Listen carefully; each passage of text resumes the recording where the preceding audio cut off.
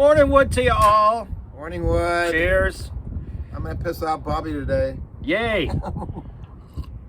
We already did once today. How many are you shooting for? Because you can do it easily, but how many do you want? What's your personal best, do you think? I pissed him off because I wanted to include a woman. Huh? I thought it was just the two of us. We got to move over this. Oh, I got it. Oh. I thought the woman was going to sit here in the middle. She has. And she will, again, hopefully. Oh, yeah, we're going to do a podcast or a video with the lovely redhead. Well, we're just going to leave that open, but I'm assuming it's going to be a podcast. Hopefully she leaves it open. I'm really surprised at you that you'd be so disdainful of women. They're much more class than that than to be talking in such ways. What size cup do you think she she watches this? Hey, now. No, we're not going to talk about Oh, look at he's trying to be good. This is good HD. I'm wearing black for a reason today. You're in mourning? I lost a dear friend yesterday, and now I'm in mourning. Rush Limbaugh? Yeah, that's where I'm going to piss you off. You said you wanted us to do more did you political. Listen to him? You never listened to him, did you? It's one of those things that I've always said I would listen to Rush's show for a fourth time on the weekend replay before I'd listen to somebody else's for the first time. And yet, there were a lot of things I didn't like about him. But there were a lot of things misunderstood about him. But he was a part of my life for 30 years. I listened to him from the very beginning. There were stretches where I didn't listen at all. And I never listened. I mean, I was not a daily. Plus, he had to pay for his to re-listen, whatever you call it, to replay. Unless the station had it on for the weekend, you had to pay to listen to his shows in the rears. But he talked out his rear. Well, that's what's interesting about him is that I did you ever listen to? Not a full. I've listened to his show. Yes, I have. I don't think anybody could ever say anything about anybody else until they listen to a full show of anyone on either side of the aisle. And the thing about Rush Limbaugh is so many people don't like him for good reason because of that outer. But until you really listen to anybody, it's hard to have an opinion about somebody. But most people do, and he is probably one of the most divisive characters in history.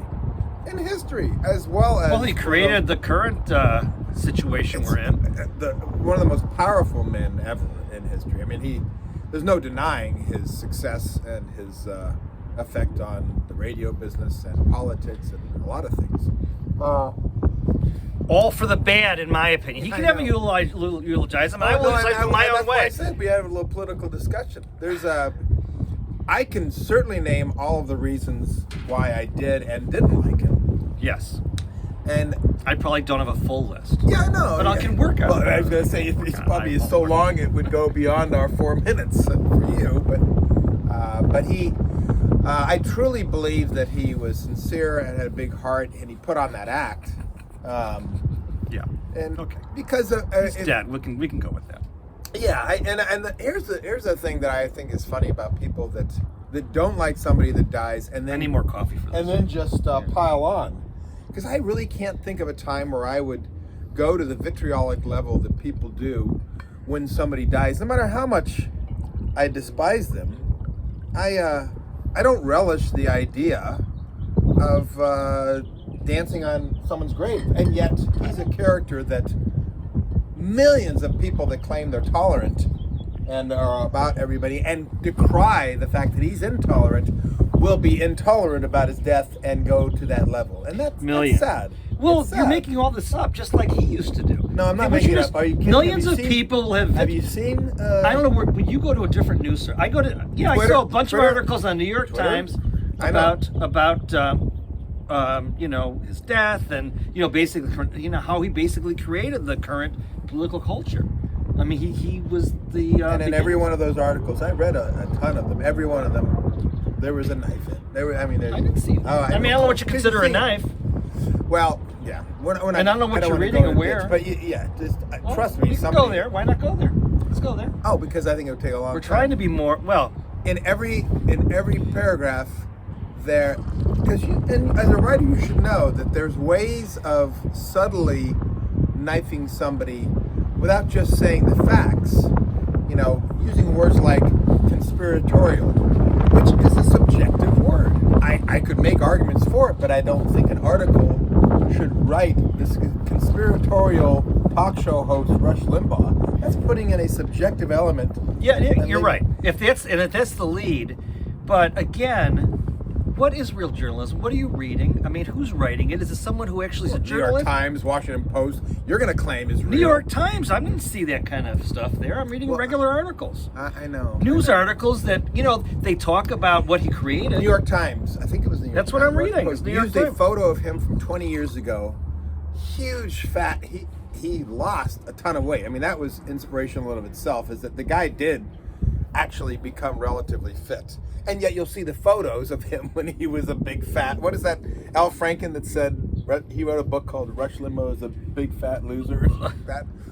So I'm not necessarily defending Rush personally, because knowing Rush, he took more bullets than anybody.